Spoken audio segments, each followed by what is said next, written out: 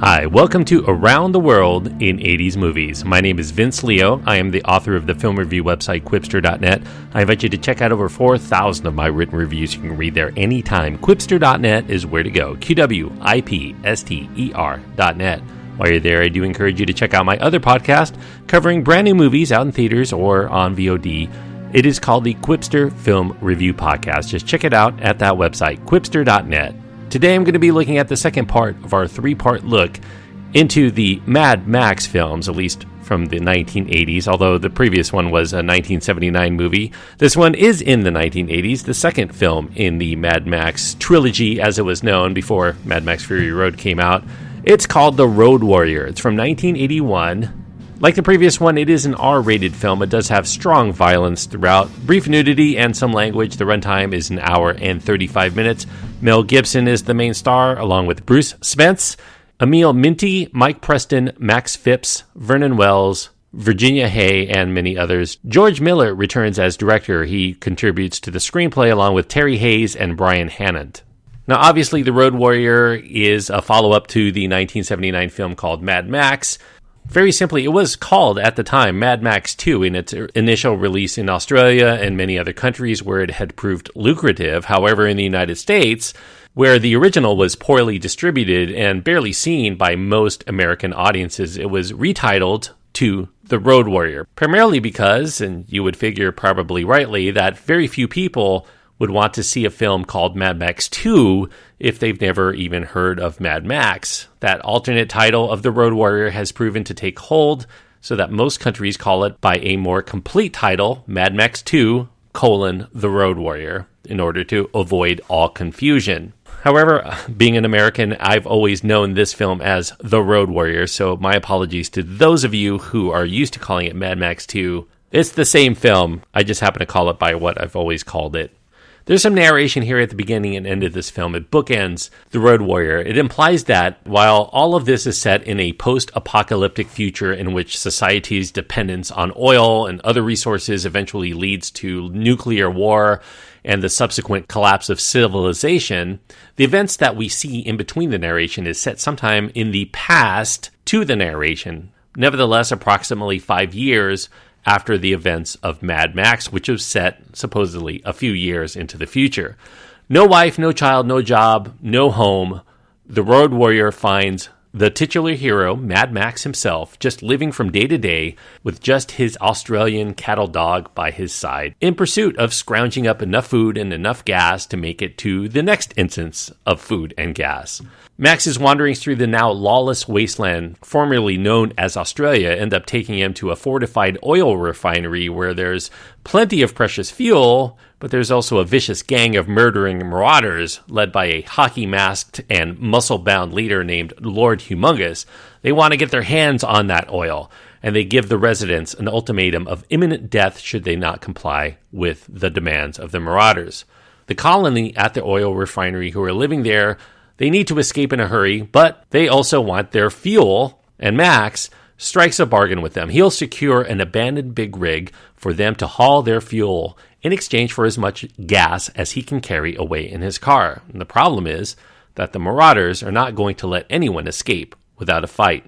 That's the basic premise of this film. It's a very simple premise, but there's so much more to the story than just the plot. I mean, this is a movie that is just a visceral experience. And sequels that are better than the original films, I would say, are very few and very far between, but I do think that The Road Warrior is a prime example of one that is not only superior, but it's almost without question for most people who see these two films back to back. It has a better story, it has more explosive action, it has crazier stunt work, more adept direction, and more gorgeous cinematography. And this time, there is a score that actually enhances rather than detracts from the momentum of the film. It's a much more violent movie than the first one in terms of showing the actual violence on the screen. Interestingly, it was meant to be even more violent than what we see in the finished product because the Australian censors at the time requested that several of the more graphic acts had to be pared out in order to get released in the country. And in America, there were even a couple of more shots that were censored in order to get an MPAAR rating. If you watch this on video, you're probably seeing the more graphic Australian version, but the one that was uncensored completely, well, that version has never surfaced, at least not to date. This film continues portraying Max as an anti-hero, perhaps even more so in this film, as he's no longer bound by his duty as a cop, and he's exceedingly reluctant to have to choose sides in this battle to come, even though he clearly views one side as good and one side as evil. As with the original Mad Max, George Miller here is making his simple premise work by being edgy and unpredictable in the way that it carries out. Characters here are very fallible. Some that you think are slated to live by the end end up biting the dust before it's all over, and then there are a few other surprises strewn about. Although this is still a motor vehicle Western in its story, George Miller here takes less of a spaghetti Western stylistic approach than in his previous effort. He instead mixes it more with traditional story elements from Westerns like 1953's Shane, especially in the feral kid character, and in 1975's A Boy and His Dog. And on top of that, he goes for more of the George Lucas, Steven Spielberg way of filming that was rampantly popular in the early 1980s. He snatched Lucas's penchant for taking elements of Akira Kurosawa's samurai films, something that Sergio Leone had been enamored with as well for his westerns, as well as his adherence to Joseph Campbell's hero's journey blueprint for storytelling, injecting Max into that basic formula. Miller was surprised to have learned how well the original Mad Max from 1979 had translated to different languages in many cultures, each of them who viewed the character of Max through the lens of their own myths and myth-making. Miller felt that building upon that myth that is common among us through Campbell's studies as developed in his The Hero with a Thousand Faces would only further the connection with people around the world to his character arc. Not only Max, but each character, from Humungus to the Gyro Captain, they would all have a rich backstory developed that made them who they are by the time that we see them within the film, even though the backstory for each of these characters might never actually be explicitly expressed within the dialogue. The themes of The Road Warrior encroach into well-trod Western territory, mostly in the differential between communities who are striving for civilization and the uncivilized horde, complete with bows and arrows, while the most notable one, named Wes, sports a Native American hairstyle known as the Mohawk. They're out there in the untamed lands. They seek only to exploit those who want to build up their way of life. The supposed good guys wear lots of white in contrast to the Marauders, who are clad mostly in black. Mad Max being the exception of this rule because he's also dressed mostly in black, but he is the anti-hero. These Marauders are out there mostly to enrich themselves for the day. There's also a moment in this film in which the clan at the oil refinery are offered a bargain. Life and safety if they just walk away and let the Marauders have their fuel. A debate ends up erupting among the oil refinery clan on the right path that they should go. Ultimately, they decide to fight, mostly because they realize that without a place to call home, they're going to end up no better than the Marauders in the end. This is also implied by Max. He's a former cop, if you tack on continuity with the first film anyway, who is now a do-for-self drifter, a la the spaghetti westerns that George Miller sometimes uses as inspiration. And the implications also extend to the leader of the villainous gang, Lord Humungus, who rationalizes that his cutthroat way of life is the only way to survive now, and that they've all lost someone that they loved to the scourge of anarchy. Originally, Humungus was meant to be revealed as Goose from the first Mad Max film, Max's colleague on the police force, who would, at least in that interpretation, have completely surrendered to the scum that he once took down as an MFP officer. However, Miller eventually decided against explaining the origins of Humungus explicitly on the screen. By contrast, the leader of the oil refinery clan, Pappagallo being the Italian word for parrot, he also says that they've lost a lot too, just like the Marauders, but they are still human beings. They have dignity. The only difference between them and the garbage outside, as Pappagallo says, is that they have not given up. Now, as for Spielberg style, I've alluded to earlier, The Road Warrior and Raiders of the Lost Ark, which came out the same year, feel very similar in the way that they're shot with these zooming close-ups. Both films also feature an extended battle sequence for control of a large truck, although in Miller's film, it's the main set piece of the climax, and that makes it the most important part of his film. For Spielberg's part, he liked George Miller's work in The Road Warrior so much that he ended up hiring him for his next production, and that was directing the best, arguably, of the four stories for Twilight Zone, the movie, Nightmare at 20,000 Feet. And oh, what a sequence that truck siege ultimately is, with huge stakes for the film and for its characters, with nail-biting tension and intrigue. It culminates in one of the most memorable narrative turns, and that's followed by one heck of an iconic shot of the battered hero as the film drifts off from its epilogue. Now, to create the look of a post-apocalyptic world, the locale for filming would be this fly-speck town about 800 miles west of Sydney. It's a mostly abandoned mining town called Broken Hill. The mine that really established Broken Hill had been excavated of all the known ore that could be extracted, and that prompted most who lived there to relocate, to move away for more employment or better way of life. The costs for shooting and staying there at Broken Hill, therefore, was less expensive, although still, The Road Warrior would end up becoming the most expensive Australian production to that date anyway. And the rundown nature of the mostly desolate environs fit in perfectly with the civilization on the decline nature of the story.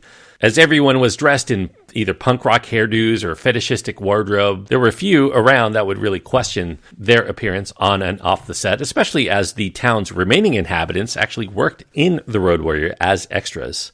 Mel Gibson here, he's as assured a hero as there has ever been, but he only had 16 lines of dialogue to utter.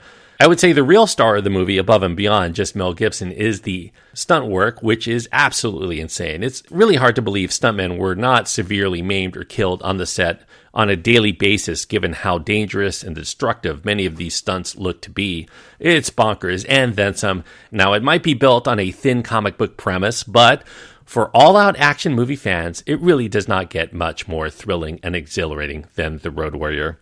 George Miller, when he was making The Road Warrior, really saw this as the end of Mad Max's journey. He wanted to leave Mad Max's legacy as a drifter as unknown, but the financial success would see him return several years later when a semi-adaptation of William Golding's Lord of the Flies, following a group of kids who live in a post-apocalyptic world, at least in Miller's version, that didn't pan out, so Miller would eventually mold that screenplay into what would become Mad Max Beyond Thunderdome. George Miller would also revisit the Road Warrior structure and its execution again in Mad Max Fury Road many years later, which is essentially a reinterpretation of the Road Warrior with higher production values, more pageantry, and modern thematic underpinnings. It would also be proclaimed by some viewers as the best in this series and, improbably, even garnered an Academy Award nomination for Best Picture. As I mentioned in my previous episode, I am not going to discuss Mad Max Fury Road. It's way too far outside of the realm of the 1980s, but I do encourage you to check out my other podcast, the Quipster Film Review Podcast. There is a review of that. If you check through some of the older episodes, you will find it. As far as what I'm giving The Road Warrior, I'm giving it 3.5 stars out of 4. 3.5 stars on my scale means I do think this is a good movie. It's a fantastic action picture. If you're an action movie fan, there's really probably nothing more exhilarating than watching The Road Warrior. It is shot with such great eye for cinema. Mel Gibson at his most appealing, and it's just riveting from beginning to end. So I do encourage you to watch The Road Warrior if you haven't seen it already. So 3.5 stars out of 4 is what I'm giving The Road Warrior. So obviously I consider it the best of the Mad Max films, even if you take into account Mad Max Fury Road for a lot of reasons. But the next film in this series is actually a pretty interesting one on many levels, even though I probably consider it the lesser of all of them. It is Mad Max Beyond Thunderdome, and that will be the review that I cover on my very next episode. Mad Max Beyond Thunderdome, which came out in the middle of the 1980s, in 1985 to be exact. If you're keeping up with me, you should check that out for the following episode. Thanks everyone for listening. I hope that you enjoyed this review. If you have your own thoughts on this film or any of the films in the Mad Max series, I do encourage you to reach out to me. You can find my contact information at my website at quipster.net. QWIPSTER.net. Until next time, thanks everyone for joining me on this trip around the world in 80s movies.